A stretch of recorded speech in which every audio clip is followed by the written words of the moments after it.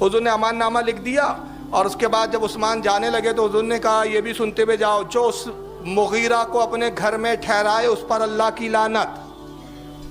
یعنی یہ بھی عجیب پالیسی ہے رسول کی، یعنی رسول کو بھی دوگلا بتا رہے ہیں معاذ اللہ، کہ ایک طرف حضور امان بھی دے رہے اور دوسری طرف پورے گھر میں رکھے اس پہ لعنت۔ جو مغیرہ کو گھر میں رکھے اس پہ اللہ کی لعنت، جو مغیرہ کے لیے بستر لگائے اس پہ اللہ کی لعنت، جو مغیرہ کو کھانا کھلائے اللہ کی لعنت، جو مغیرہ کو گھر میں سلائے اللہ کی لعنت، جو مغیرہ کو مدینے سے نکالنے کی کوشش کرے اس پہ اللہ کی لعنت، جو مغیرہ کے لیے سواری کا انتظام کرے اللہ کی لعنت، جو مغیرہ کو سرحد تک چھوڑنے اللہ کی لعنت۔ 10 ایسے جملے فرمائے کہ اس پہ لعنت بھیجی حضور نے۔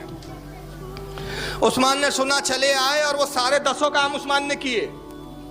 مغیرہ کو کھانا بھی کھلایا، چچا کو بستر بھی پہ بھی سلایا، اور پھر آپ روز کوشش کرتے رہے کہ کسی طرح چھپتے چھپاتے مسلمانوں کے ہاتھوں سے بچا کے میں اپنے چچا کو مدینے سے باہر نکال دوں، مگر دیکھتے کہ لوگ تلواریں لیے پہرا دے رہے ہیں، طاق میں کہ مغیرہ کو دیکھے تو ہم مغیرہ کو قتل کر لے۔ دن گزرتے رہے، حتیٰ کہ یہ حال ہو گیا کہ 10واں دن آ گیا تو عثمان نے بڑے مشکل سے رات کی تنہائی میں پھر اپنے چچا کو نکالا اور مدینے کی سرحد تک لائے، اور لانے کے بعد کہا چچا اب تم یہاں سے نکل جاؤ، اس کے آگے میری کوئی ذمہ داری نہیں۔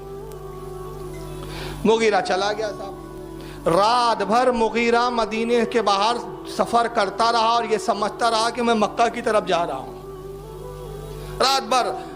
اور جب صبح ہوئی تو دیکھا کہ صاحب وہ مدینے میں ہی ہے، جہاں تھا وہیں گھوم پھر کے آ گیا۔ پھر گھبرایا، پھر عثمان غنی کا گھر تلاش کیا کسی طرح، اور عثمان غنی کے گھر میں داخل ہوا۔ عثمان نے کہا مغیرہ میں نے تو چچا تجھے چھوڑ دیا تھا سرحد تک، تو پھر آ گیا۔ کہا کہ کیا کروں بھتیجے، تقدیر مجھے پھر لے آئی۔ میں تو رات بھر سفر کرتا رہا اور سوچتا رہا کہ میں مکہ کے راستے پر ہوں، لیکن جب دن ہوا تو دیکھا میں وہیں تھا جہاں سے شروع کیا تھا سفر۔ اس سے پہلے کہ کوئی مجھے پکڑ تھا، میں نے خیریت اسی میں جانی کہ تیرے گھر پہ بھاگ کر دوڑ کر آؤں۔ میں نے بڑے مشکل سے سڑکوں کا گلیوں کا اندازہ لگا کے تیرا گھر تلاش کیا اور آ گیا، اب میری حفاظت کرو۔ تو آپ نے کہا اچھا ٹھیک ہے میں تمہیں چھپا دیتا ہوں، 10 دن کی امان تھی، اب امان ختم ہو گئی ہے، اب اگر حضور کا کوئی ساتھی دیکھ لے گا، نبی کا کوئی صحابی دیکھ لے گا، مارے جاؤں گی۔ اب تم چھپے رہو، کسی پہ ظاہر نہیں کرنا ہے کہ تم میرے گھر میں ہو، میں یہی ظاہر کر دیتا ہوں حضور کے پاس جا کر کہ میرے چچا کو میں نے بھیج دیا مکہ کی طرف۔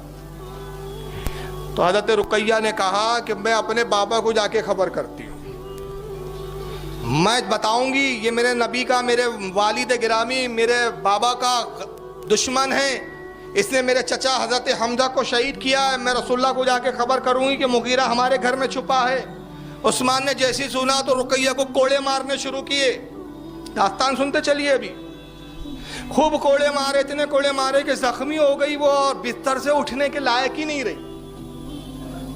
کہا تیرے لیے اب میں تجھے وارننگ دے رہا ہوں کہ اگر اس کے بعد بھی تو نے کسی کے ذریعے خبر پہنچائی، اگر اب تو اٹھنے لائق نہیں رہی، تجھے اتنا زخمی کیا ہے میں نے، اگر تو نے اپنے قنیص کے ذریعے بھی خبر حضور تک پہنچائی تو خدا کی قسم میں تجھے قتل کر دوں گا۔ اب ادھر جبریل نے حضور کو خبر دے دی کہ مغیرہ عثمان کے گھر میں ہے۔ تو حضور نے علی کو بلایا اور علی کو بلا کے کہا کہ علی جاؤ، اور سعد ابن ابی وقاص کو بلایا، دونوں سے کہا کہ مجھے جبریل نے بتایا کہ مغیرہ جو ہے وہ عثمان کے گھر پہ چھپا ہوا ہے، جا کے مغیرہ کو لاؤ پکڑ کے اور اس کو قتل کر دو، اور اگر عثمان مغیرہ کو بچانے کے لیے درمیان میں آئے تو پہلے عثمان کو قتل کرنا۔ یہ کہانیاں ان کی الف علی حیات القلوب۔ حضرت علی گئے صاحب، جانے کے بعد دروازہ کھولا، عثمان نے کہا علی مغیرہ میرا چچا نہیں ہے۔ کہا عثمان جھوٹ نہ کہو، رسول کو جبریل نے بتا دیا، اور تم جانتے ہو کہ جب جبریل خبر دیتے ہو جھوٹی نہیں ہوتی، مغیرہ کو میرے حوالے کرو۔ عثمان نے جب علی کے تیور دیکھے ڈر گئے، عثمان کی کیا مجال کہ علی سے مقابلہ کرے، چنانچہ یہ ہوا کہ مغیرہ کو حوالے کر دیا، علی لے کر آئے اور حضور کی بارگاہ میں پیش کیا۔ حضور نے کہا اس کا سر تن سے جدا کر دو، علی نے تلوار چلائی، مغیرہ قتل ہو گیا۔ حضرت عثمان کو بڑا غصہ آیا اور اس کے بعد آنے کے بعد اپنی بیوی کو خوب مارنا شروع کیا، رقیہ کو خوب پیٹا۔ رقیہ نے کہا مجھے اب کیوں پیٹتے ہو، میرا کیا قصور ہے؟ کہا بدبخت یہ سارا قصور تیرا ہی ہے، یقیناً تو نے کسی کنیز کے ذریعے یہ خبر رسول اللہ تک پہنچائی ہے، ورنہ حضور کو کیسے پتہ چل جاتا کہ مغیرہ میرے گھر میں چھپا ہوا ہے۔ اتنا مارا کہ وہ بیچاری بے ہوش ہو گئی۔ پھر روز مارتے تھے، روز کہتے رہے تیری وجہ سے میرا چچا مارا گیا ہے, تیری وجہ سے میرا چچا موت کے ہمکنار ہوا ہے, روز پیٹتے تھے. یہاں تک کہ پھر انہوں نے اپنی کنیز کے ذریعے حضور کو اطلاع دی, کہا یا رسول اللہ مجھے بچائیے, یہ عثمان تو جلاد ہو گیا ہے, مجھے مارنے پہ اتارو ہے, مجھے قتل کرنا چاہتا ہے.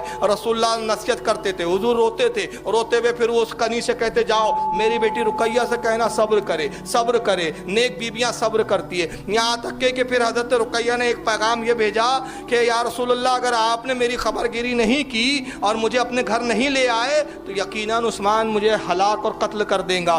جب یہ خبر آئی تو حضرت رسول اللہ رونے لگے, کہا علی جاؤ اب اپنی بہن رقیہ کو لے کر آؤ, اور اگر عثمان رقیہ کو بھیجنے سے انکار کرے تو عثمان کو قتل کر دینا. چنانچہ حضور صلی اللہ علیہ وسلم کے حکم کے بعد علی گئے, تلوار پرہینا, کہ عثمان